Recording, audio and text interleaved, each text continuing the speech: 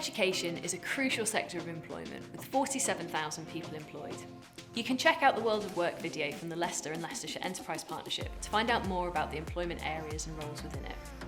We're going to focus on what subjects or courses could help in a career within education. Within the education sector, there are a variety of roles, many of which require a degree, but some roles can be entered at a lower qualification level. A degree will be required if you want to become a qualified primary or secondary school teacher, a lecturer, or become a senior education professional, and you'll need to investigate what subjects to take very carefully. We're often asked what kind of personality types would suit the education sector best, and I think it's what personality types would fit any industry really. If someone has got the passion and the potential and the right attitude, they will succeed in any sector. The types of subjects you select at GCSE are unlikely to affect the options that are open to you in the future. Trying to get as many good grades as you can is the main thing.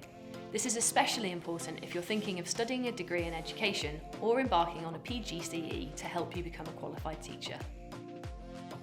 I think the big driving force for people going into the education sector is they want to make a difference, and it's not always somebody who's had a positive experience at school. Some of those who had a negative experience actually want to come back into the sector and have a positive influence on them. One important thing to remember about the education sector is that there are so many different courses that can help you get there. There are the obvious ones, such as education studies, that will give you a foundation of knowledge in becoming a qualified teacher. But there are also tons of subjects that you can take which will help you improve your transferable skills needed for a career in education.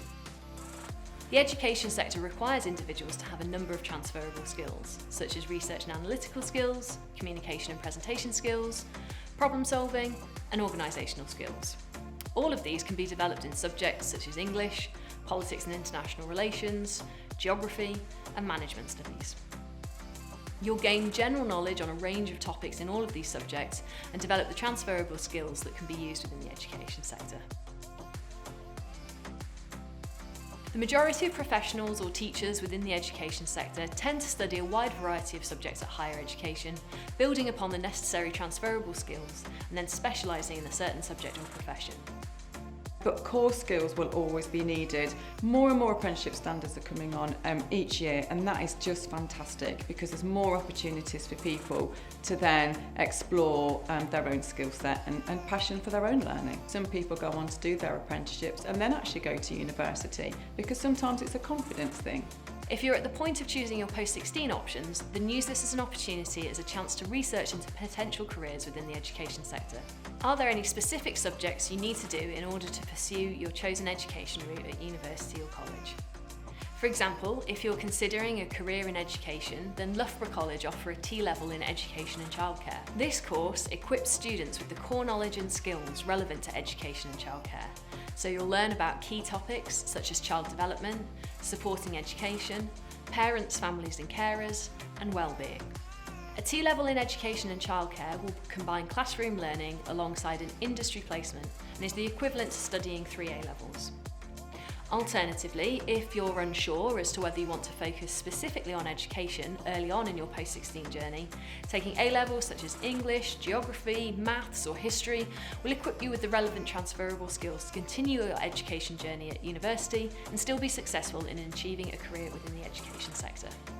But for you as an individual, you will have much more confidence if you have gone and done some volunteering or part-time work before you set out on the journey of your actual career. It really will give you extra self-confidence, so it's something that we can't recommend highly enough. This is Millie. She is in her second year of an education studies degree at De Montfort University.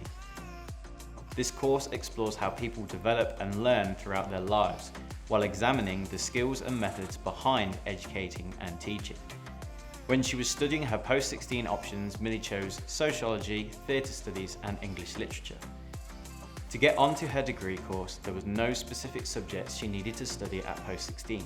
She just needed to get the required amount of UCAS points and have GCSE Maths and English at grade 4 or above. The Education Studies degree at university in general has developed a lot of Millie's skills. The top 3 have been revision techniques, organisational skills, and learning to adapt to online teaching. Millie said the university were really supportive in her first year at providing extra help for revision skills, and she now uses flashcards and mind maps to help her revise certain topics. The independence that university has given her has helped her organise her notes and time properly so that she can stay on top of deadlines. This was something she didn't know how to do before starting her degree. If you're interested in education studies, then Millie was really enthusiastic about the fact that all her marks are awarded on her coursework rather than exam performance. In fact, for her course, there are no exams at all. This might be different on other education study degrees at different universities or colleges, so do plan some research time on how work is marked and assessed. She did want to highlight that there is a lot of independent reading to do, so be prepared for making enough time in your schedule to get through the work. We've got a full interview with Millie on our YouTube channel if you want to learn more about her life on her course. Just search for Pathways EM on YouTube and our interview with playlist. Don't forget that careers in education aren't just about teachers. There are other roles such as teaching assistants, education professionals, student support, careers, IT, marketing, finance, and administration too. Make sure that you take time to research the different roles within the education sector and see what qualifications you need for each of them.